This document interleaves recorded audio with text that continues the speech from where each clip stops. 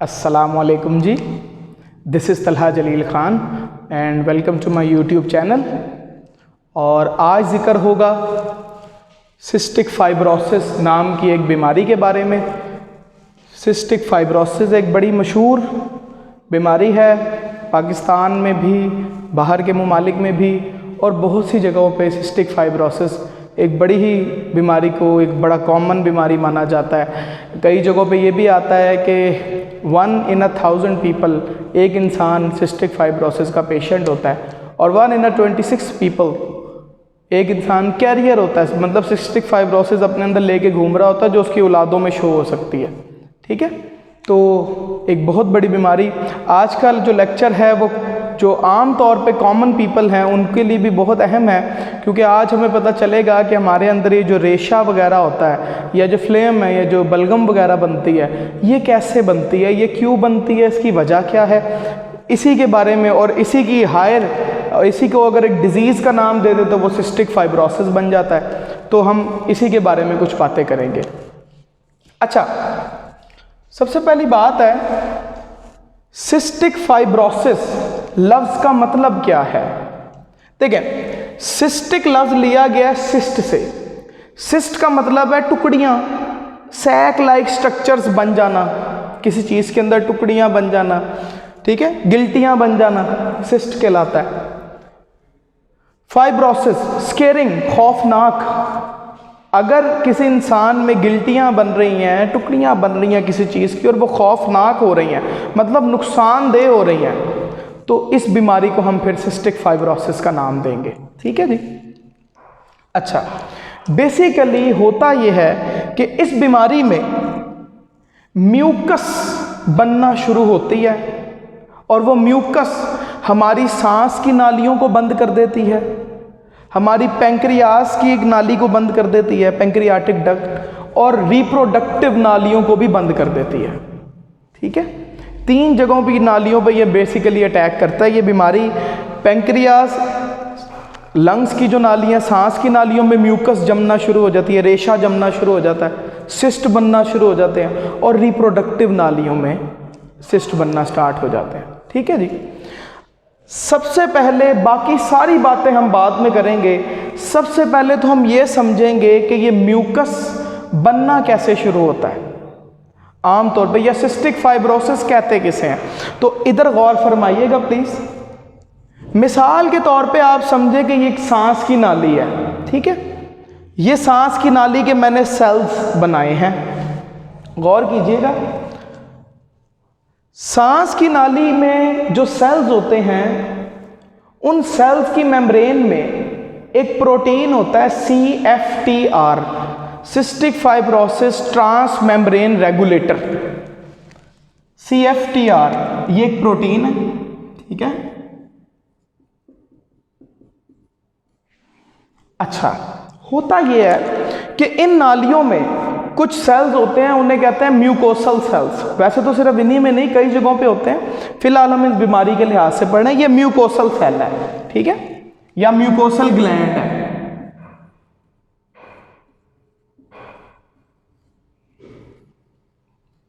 अच्छा, अब होता यह है कि आम तौर पे ये जो म्यूकोसल सेल्स या म्यूकोसल ग्लैंड हैं, ये अपने अंदर से म्यूकस निकालते हैं। म्यूकस कहते हैं रेशे को, एक थिक फ्लूइड को, एक जेल लाइक फ्लूइड को। ठीक है, डेली इन्होंने निकालना होता है, ये म्यूकस निकालते हैं। ये म्यूकस निकली है जी, जो ऐसे सांस की नाली के अंदर निकल गई है।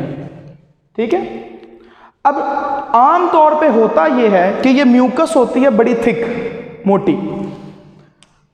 आम तौर पे होता यह है कि जो सांस की नालियां हैं, इनके सेल्स में ये जो CFTR प्रोटीन्स मैंने बनाए हैं, CFTR प्रोटीन्स, इनसे क्लोराइड आयंस बाहर निकलते हैं, ऐसे सांस की नालियों में आते हैं। जब क्लोराइड आयंस बाहर आते हैं तो बाहर पानी की मिकदार फिर कम हो जाती है। ऑस्मोटिक प्रेशर वगैरह का कॉन्सेप्ट यहाँ पे आएगा। पानी की मिकदार बाहर कम होना शुरू हो जाती है, क्योंकि सोल्यूट की मिकदार ज़्यादा हो रही है। तो सेल से पानी निकल निकल के बाहर आता है। जब पानी बाहर आता है तो ये जो म्यूकस की लेयर है ये थिन हो जाती है, पतली हो जाती है, पानी इसके साथ मिक्स हो जाता है और म्यूकस की लेयर पतली हो जाती है। ठीक है, इन्हीं सेल्स के ऊपर हेयर लाइक स्ट्रक्चर होते हैं जिन्हें सिलिया कहते हैं, ऐसे। ठीक है, ये सिलिया बीट करते हैं और इस म्यूकस को आगे आगे लेके चले जाते हैं।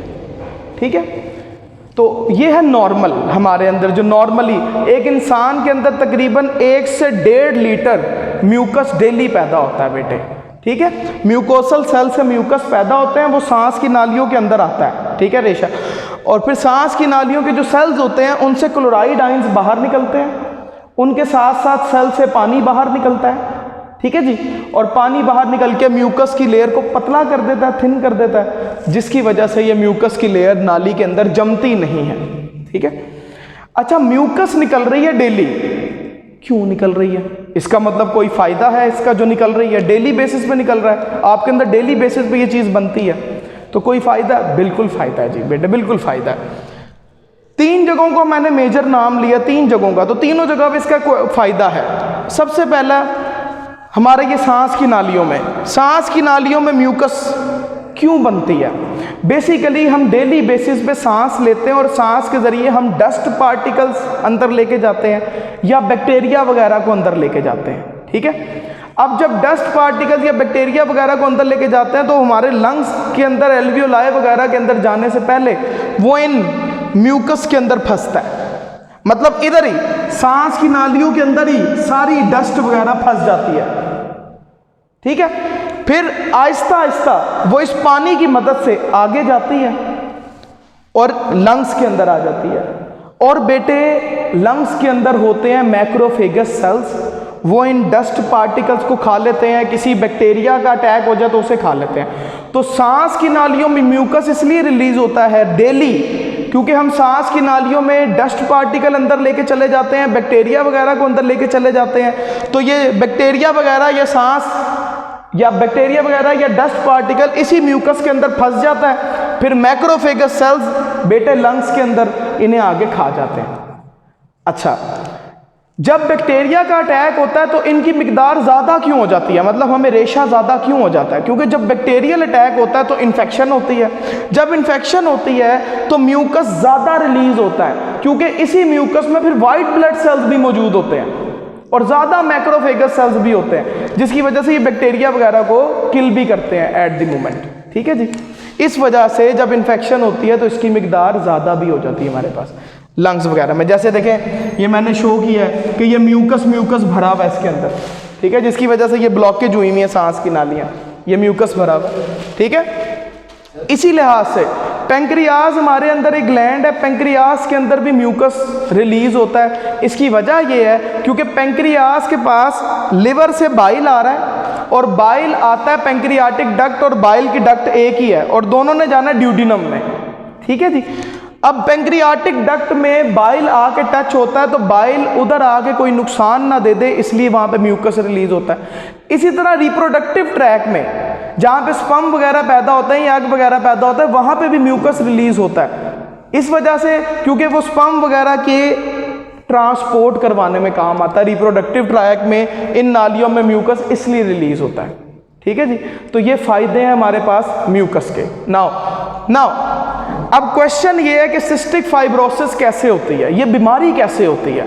बेसिकली जिन सेल्स में ये प्रोटीन पैदा हुआ है CFTR, ये CFTR protein basically chromosome number 7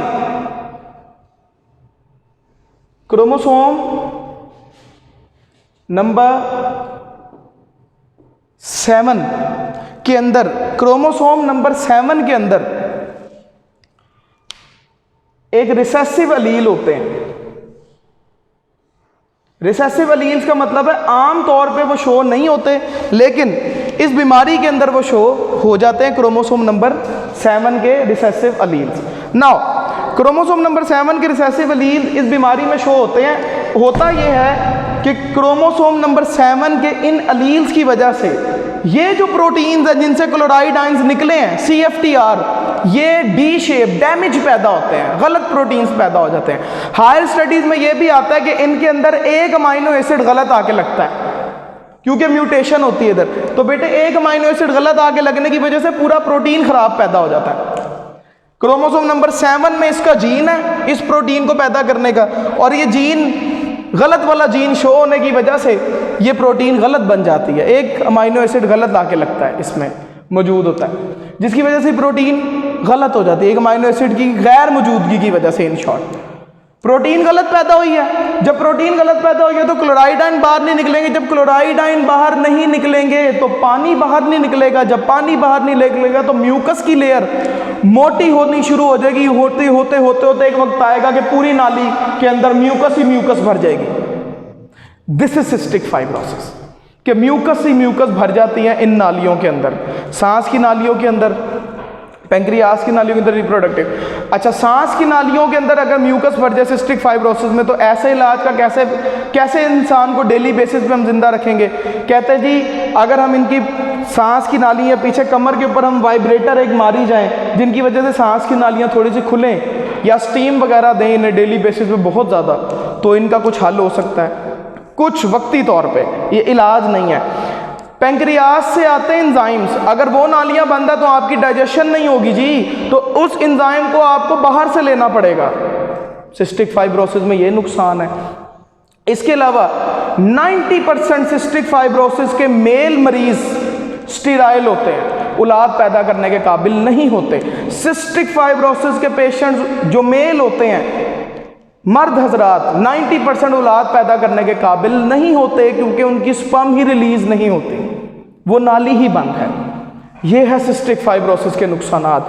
सांस नहीं ले सकते, डाइजेशन नहीं हो सकती, औलाद पैदा नहीं कर सकते। This is cystic fibrosis, chromosome number 7 की बीमारी है।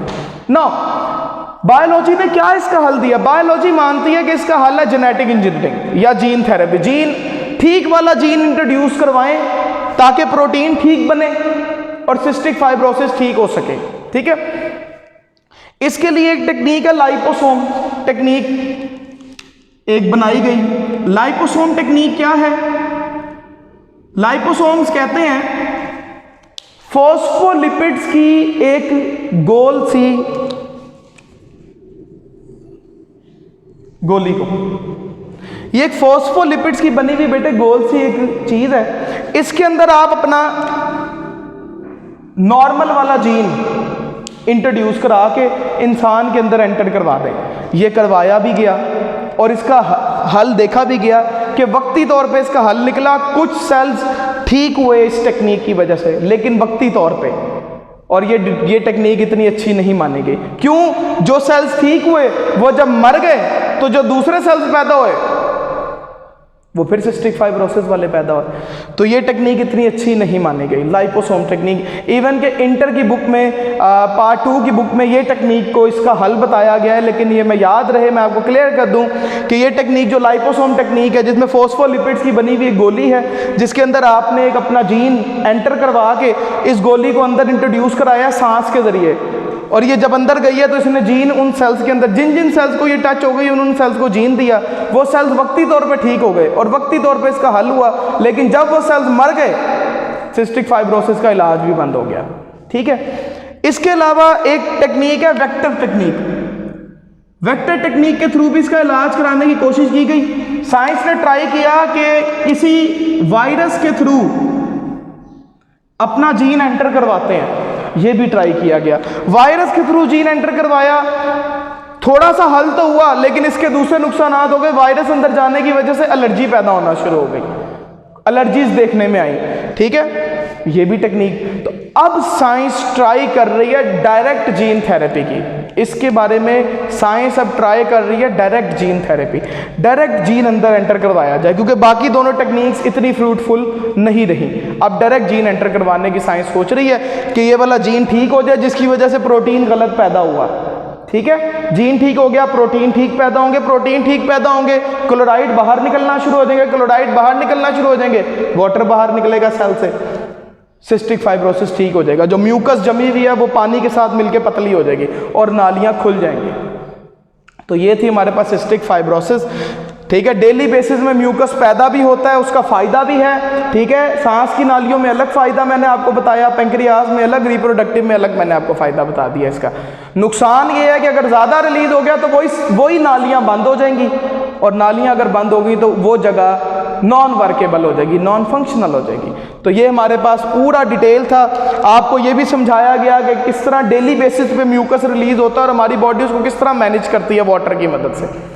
तो ये हमारे पास डिटेल थी सिस्टिक फाइब्रोसिस नाम की बीमारी की, और ये हमारे पास उसकी ट्रीटमेंट भी मैंने आपको बताई, जिनको इतना वैल्यूएबल नहीं माना जा रहा। लाइपोसोम टेक्निक को भी वैल्यूएबल नहीं माना गया, क्योंकि जिन सेल्स में ये असर किया वो सेल्स जब तक जिंदा रहे तब तक तो ठीक रहा। सिस्टिक फाइब्रोसिस जैसे ही ख़त्म हो गए, हल भी ख़त्म हो गया।